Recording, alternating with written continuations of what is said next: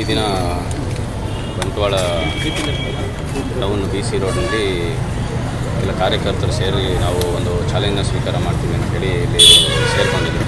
ಅದಕ್ಕೆ ಅನುಗುಣವಾಗಿ ನಾವು ಬಂದೋಬಸ್ತ್ ಮಾಡ್ಕೊಂಡಿದ್ದೀವಿ. ಯಾವುದೇ ರೀತಿಯ ಅಹಿತಕರ ಘಟನೆಗಳಾಗದೇ ಇರೋ ರೀತಿಯಲ್ಲಿ ಮತ್ತು ಈಗಾಗಲೇ ನಾವು ಎಲ್ಲ ಪ್ರಿಕಾಷನರಿ ಮೆಷರ್ಸ್ನ ತೊಗೊತೀವಿ. ಈ ಒಂದು ಕಡೆ ಒಂದು ಹಬ್ಬ ನಡೀತಾ ಇದೆ, ಮತ್ತೊಂದು ಕಡೆ ಪ್ರತಿಭಟನೆ ಅಂತೇಳಿ ಬಂದಿರೋದ್ರಿಂದ ಪೊಲೀಸ್ ಇಲಾಖೆ ವತಿಯಿಂದ ಏನೇನು ಕಾನೂನಿನ ರೀತಿಯ ಕ್ರಮ ತೊಗೊಳ್ಬೇಕಾಗಿತ್ತೋ ಅದನ್ನೆಲ್ಲ ನಾವು ತೊಗೊಂಡಿದ್ದೀವಿ. ಯಾವುದೇ ರೀತಿಯ ಘಟನೆಗಳಾಗದೇ ಇರುವಂಥ ಒಂದು ಬಂದೋಬಸ್ತನ್ನು ಕೂಡ ನಾವು ಮಾಡ್ಕೊಂಡಿದ್ದೀವಿ.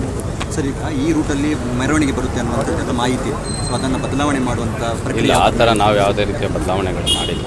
ಏನು ಹಬ್ಬ ಮಾಡ್ತಾರೆ ಅದೇ ರೀತಿ ನಡೀತಾ ಇದೆ.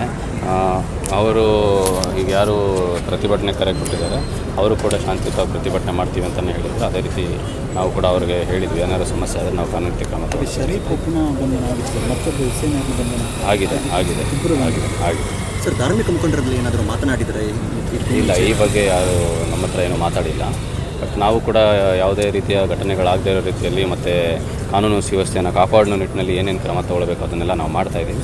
ಶಾಂತಿ ಸಭೆ ಈಗ ನೋಡುವ. ಈಗ ಹಬ್ಬ ಎಲ್ಲ ನಡೀತಾ, ಹಬ್ಬಕ್ಕೆ ನಾವು ಗಣೇಶೋತ್ಸವಕ್ಕಾಗಲಿ ಇದ್ಮೇಲದಾಗಲಿ ಈಗಾಗಲೇ ಶಾಂತಿ ಸಭೆ ಎಲ್ಲ ಮಾಡಿ ಸೂಚನೆಗಳನ್ನು ಕೊಟ್ಟಿದ್ದೀವಿ. ಅವರ ಒಂದು ಸಲಹೆಗಳನ್ನು ನಾವು ಸಾರ್ವಜನಿಕರ ಸಲಹೆಗಳು ಕೂಡ ಪಡ್ಕೊಂಡಿದ್ದೀವಿ.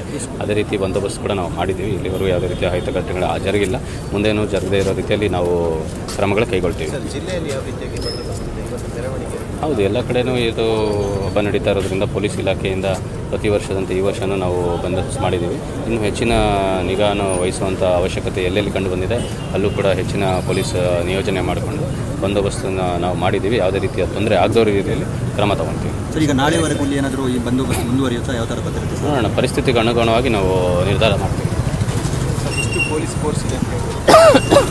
ಪೊಲೀಸ್ ಫೋರ್ಸ್ ಪರಿಸ್ಥಿತಿಗೆ ಅನುಗುಣವಾಗಿ ನಾವು ತೊಗೊಂಡು ಬಂದಿದ್ದೀವಿ. ಅದರಲ್ಲಿ 4 KSRP ಉಂಟು ಮತ್ತು ನಮ್ಮ ಸಿವಿಲ್ ಮೆನ್ನು ಕೂಡ ನಾವು ಹಾಕ್ಕೊಂಡಿದ್ದೀವಿ.